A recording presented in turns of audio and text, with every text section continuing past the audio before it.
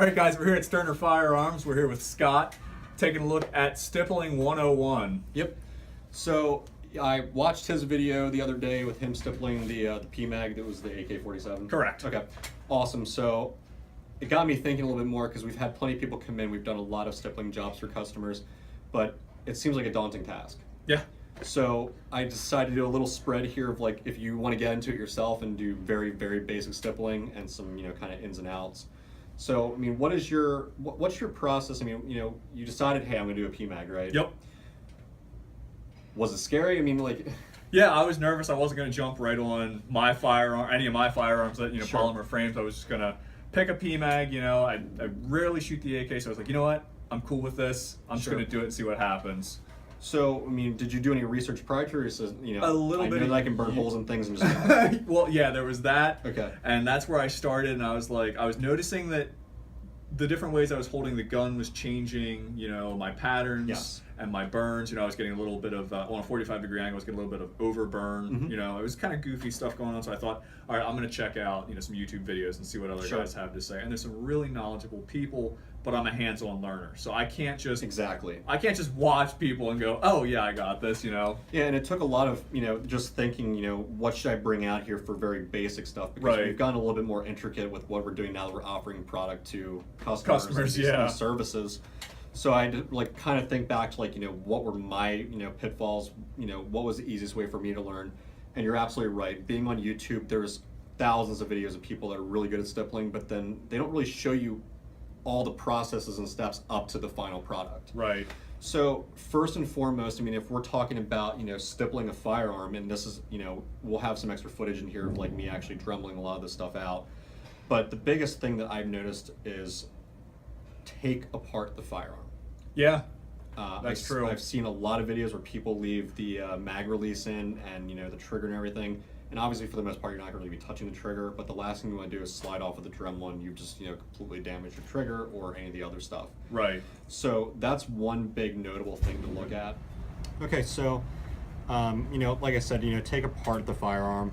There's obviously a lot of videos out there that show you how to disassemble a firearm. It's Whole really plethora of videos. Yeah. it's not that scary. I mean, but overall, I mean, the big thing is preparation and what you're going to do with that. So with your PMag, there wasn't really any dremeling or sanding involved. Nothing, yeah. But having something that's a little bit more abrasive and more aggressive, and and you want to be able to stipple everything on a flat, even surface. Okay, so you want to get it down then to a flat, even surface. Exactly. So that's where something like a Dremel would then come Yep, in. and that's where I see a lot of people that do their YouTube videos. I saw a couple guys, and I won't name names, but they just stippled right away and didn't worry about making an even surface. Yep. And you can I've seen that too. definitely see those bumps, and you don't want to have any type of flaws in it.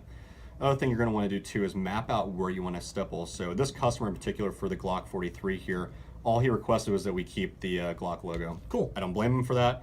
So, obviously we were very careful and cautious around that, but, he said, if you want to do something a little extra and, make it a little, cooler, go for it. So that's when we started looking at, doing a different design and having, some parts stippled, some parts not. Yeah, that arch in there, yeah. and then... So have the border mapped out. I mean, come in with a plan instead of, dremeling everything like, holy crap, I really wish I would have, kept this or that or, whatever. So the next big thing too, for your prep work then obviously turns into the Dremel. So being somebody that's completely new to this, your Dremel, I mean, you can get these guys, at Harbor Freight, Yep. Home Depot, Lowe's, whatever, even Amazon. We got this when we first started out as a very basic kit. It came with all the universal parts and attachments to it.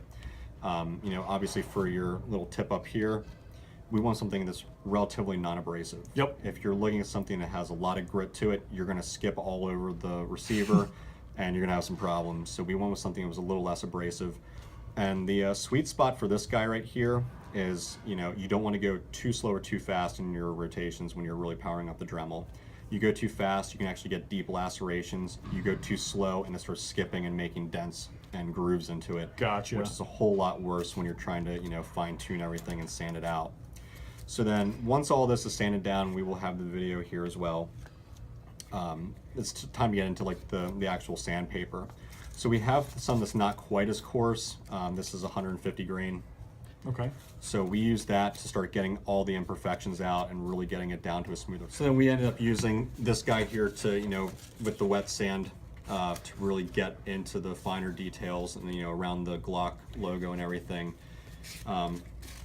This is 400, and then you can even go, and we will go a little step further and end up using 1,000 by the end of it. Okay. But it makes it really smooth, really easy to start stippling. That's one thing I was gonna say about the texture. I mean, it is slick. So. Yeah.